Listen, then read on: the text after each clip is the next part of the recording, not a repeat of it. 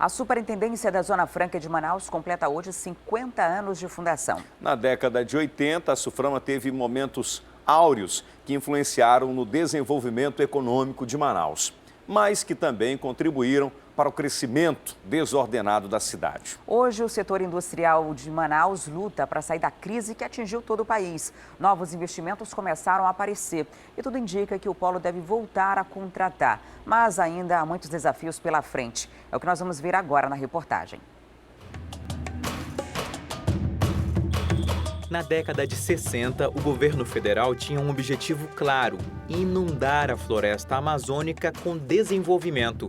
E nasceu uma metrópole.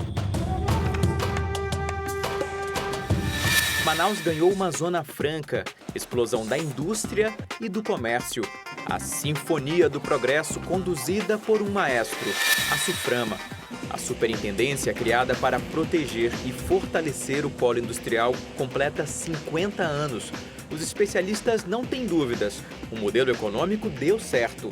A pergunta é: o quanto? Os benefícios do projeto Zona Franca são muitos. É só você imaginar o seguinte: o que seria de Manaus se não fosse a Zona Franca de Manaus? Nós temos saúde, nós temos educação, né? Nós temos acesso à saúde e educação. Não vamos falar aquela coisa do quanto precisa melhorar, mas nós temos serviços. Universidades federais foram construídas com recursos da Suframa, vias, portos, orlas. Então, todo esse tipo de investimento foi feito com recursos da Suframa para o desenvolvimento dessa região. Um grande legado também que foi deixado nesses 50 anos é a capacitação. Hoje nós temos uma mão de obra capacitada.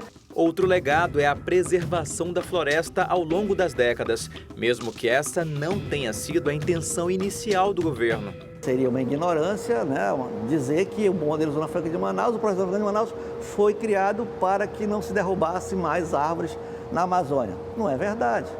Nós sabemos que isso não é verdade, mas foi através dele que o estado do Amazonas tem hoje mais de 90% da sua cobertura florestal preservada. Aí eu te pergunto, isso não é uma grande vitória?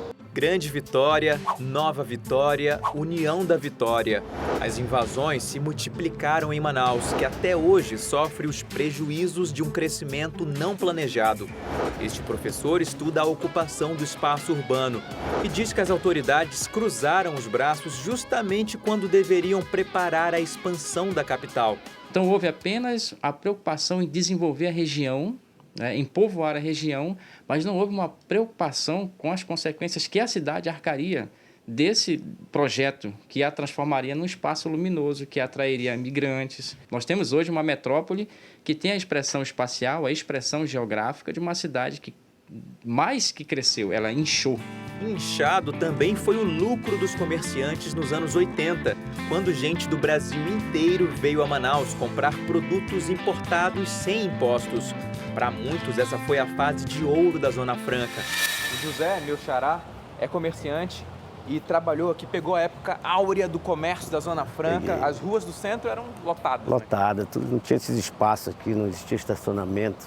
Estacionamento nem pensaram. Nem pensar, e aqui serviria de comércio. Um ponto de comercial. loja naquela época custava quanto? 50 metros quadrados era $100 mil. 100 mil dólares. A luva para você Só poder pra entrar. no negócio. Só para você entrar no negócio. Vendia muito? Vendia né? muito. O que vendia mais? Videocassete. Videocassete. Você chegou a vender quantos num dia, assim? Nós tínhamos 4 lojas, venderia 1000 videocassetes por dia. Assim, 1000 videocassetes por dia. E cada um saía por $300. A loja vivia lotada, bem diferente de hoje. As viagens, carros e todo o luxo que o dinheiro pôde comprar agora fazem parte da memória. O senhor e os seus colegas imaginavam que um dia aquilo fosse acabar? Sabiam que aquilo ali era temporário e vamos aproveitar? Vocês imaginavam que aquilo ali seria... Nunca imaginava. Essa época ou algo semelhante pode voltar a acontecer? Volta não. Aqui não tem mais possibilidade de voltar como era antes, né? No início dos anos 90, o governo Collor abriu o mercado brasileiro para os produtos importados.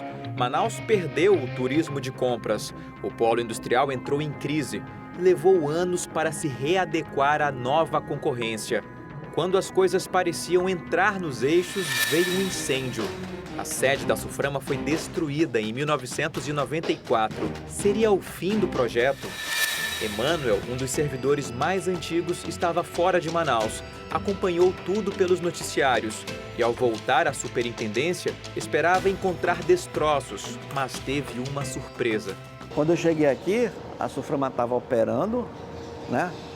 Os funcionários estavam trabalhando nos corredores. Isso uma semana depois banheiros foram transformados em gabinetes, corredores foram transformados em salas, depósitos foram transformados em salas e o polo industrial não parou. O polo se modernizou, os incentivos fiscais foram prorrogados até 2073. Mas basta um passeio pelo distrito industrial para perceber que os desafios continuam. Olhe bem para esse buraco. Ele é um dos milhares que existem no Distrito Industrial e representa um problema que vai muito além da falta de manutenção das pistas. Ele é o reflexo da falta de diálogo entre os poderes federal, estadual e municipal, que não assumem a responsabilidade pelo conserto. E segundo especialistas, essas três partes precisam falar a mesma língua para que nos próximos 50 anos resolvam não apenas o problema do asfaltamento, mas os rumos da economia amazonense.